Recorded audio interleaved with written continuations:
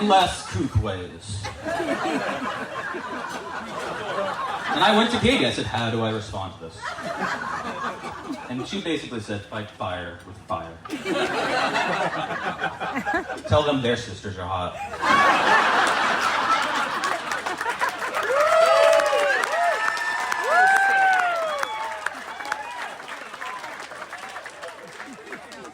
So Katie, no. That's not gonna work.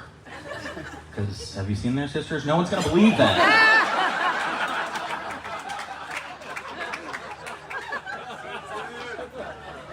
I didn't write much down, because my parents would edit.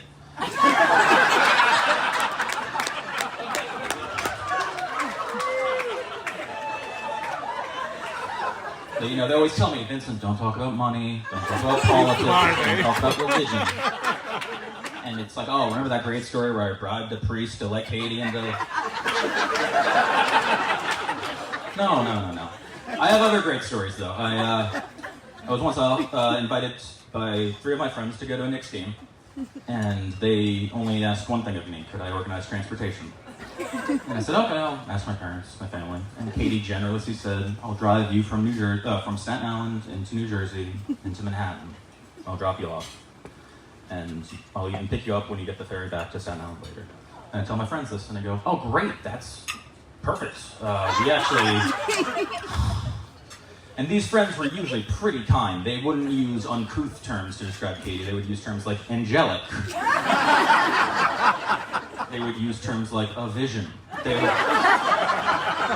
So all 3 of these friends then decided to tell me, we all want to ask her to prom. And my sister at the time was, and is still, 5 years older than I am. A college graduate, older than I, my grandma. And I, very few times does a younger brother get to see their older sister turn down so graciously one person that 2 people then quiet down and decide, maybe this was a little silly. A few moments later. Animal hybrids. She would love to hear any and all thoughts. What do you think?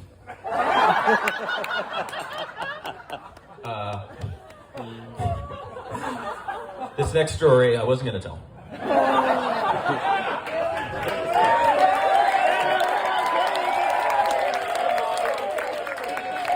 But then Paul had to make a mock joke.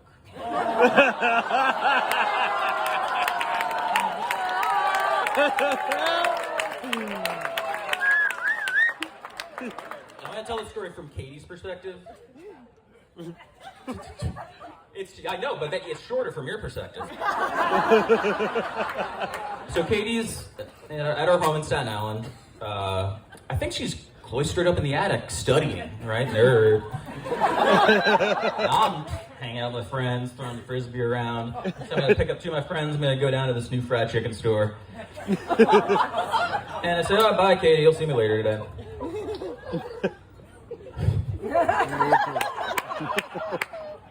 A few hours later, Katie gets a phone call from my father.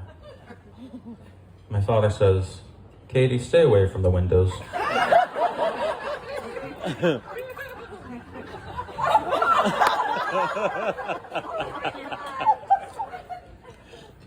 Vincent got in a little trouble. So I was turning right into a strip mall parking lot, and wait, there's a nice Mercedes, it crashes, it breaks 2 tires, and a guy comes out, and I'm worried that my car didn't hit his car, and I pull over because I'm a good Samaritan, right? Not like those other Samaritans. And I go, sir, I saw you hit your head on the steering wheel, you're all right, do you need me to call 911? And he goes, you caused that accident. You owe me $200. You owe me $400. You owe me $2,000. So I go, I'm 17. Do you want my father's number? And I go into the fried chicken store. And I, eat some fried chicken with my 2 friends, and it's quite tense. And I drive the 2 of them home, and then Katie sadly, only has the second best line of the story. I walk into the house and Katie goes, "Vincent, what did you do?" I don't know. Well, long story short, he was a cop. He showed me his gun. He didn't show me his badge. A few months later, the FBI catches him and for extortion.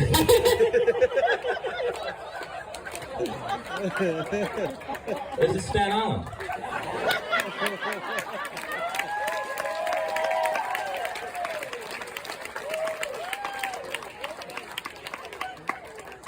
And you've already heard how verbose my father is, so you should hear what he said to a violent mobster.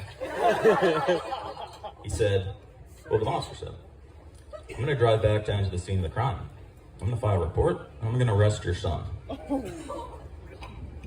My father goes, "How are you going to do that with 2 flat tires?"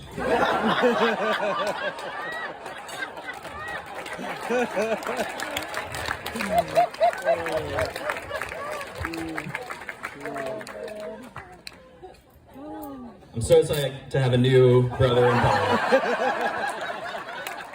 I'm sure we'll get in similar adventures.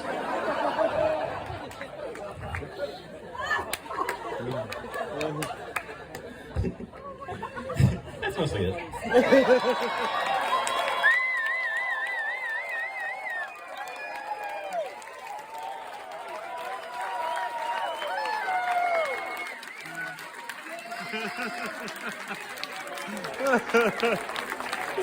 Oh,